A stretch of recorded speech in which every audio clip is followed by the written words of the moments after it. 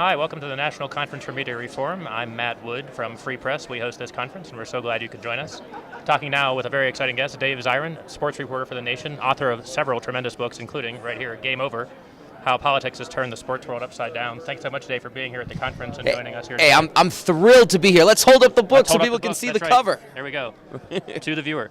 So talk about the book. You're doing such a tremendous job of drawing these connections between politics and sports that most people don't think about all the time. They try to get away from politics and sports, and you're saying we can't do that all the time. In fact, we shouldn't. I'm saying that particularly since 2008, there's been an explosion in terms of the connection between sports and politics. It's been like this massive collision that has a serious effect, first and foremost, for sports fans on the games they watch, and second, for politics in our culture more broadly. And yet, I wrote the book out of frustration because I felt like the overwhelming majority of the sports press wasn't drawing these connections or these links. Wasn't looking at things like, gee, what did the 2008 global economic crisis have to do with how the Olympics and the World Cup choose their cities?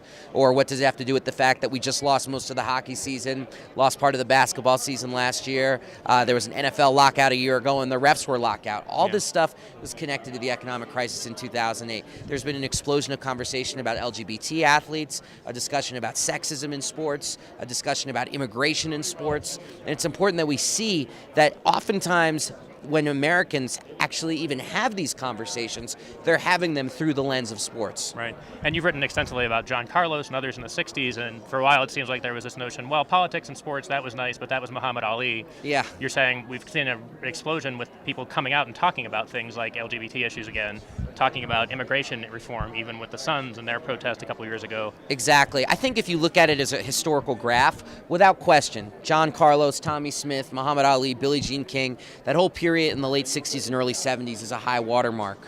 But then it just drops through the floor in the 80s and 90s. Why do you think that is? Absolutely. I think... money in sports? Or? Yeah, the explosion of money in sports and the absence of social or independent media. Because now what you have is change. And of course, I think sports reflects the world around it. I think the 1980s represented a serious downturn and struggle in this country. The 1990s saw the largest economic expansion in the history of this country. And I think that had a dulling effect on politics and an explosion of money in sports because of the creation of cable television and the kind of revenue streams that created, as well as the starting of new economic models like billions of dollars in public funds, tons of corporate welfare being poured into sports in the 80s and 90s. But you fast forward to today, with the advent of social media and frankly with the advent of crisis and struggle throughout the world. Remember, 2011, the Times Person of the Year was the protester. You've seen that affect and shape the world of sports. So yeah, and we've seen that too. We work, of course, on media reform issues, and we talk about cable fees, and people always see their cable bills going up.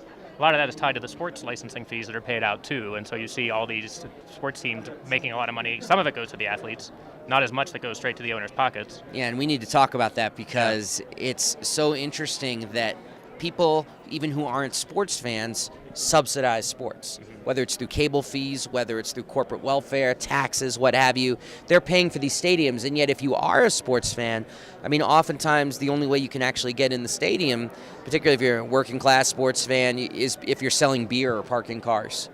So we've arrived at a time in our country, and it just, I think, says something very profound, where we're paying for sports, except we can't afford to watch them. Yeah, it's really interesting, and so much of it is corporate fandom as well as corporate sponsorship, because the only people who go to the Super Bowl really are getting free tickets who are comped to get there, basically. Oh yeah, no, that's true. The Super Bowl has become Woodstock for the 1%. Yeah.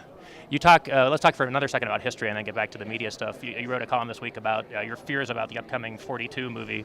And will it actually talk about all the great political moments in Jackie Robinson's life and all the struggles that he had, not just on the baseball field, but in his later political life as well? I've been deluged with emails from people saying, Dave, you might not want to get your hopes up about this film.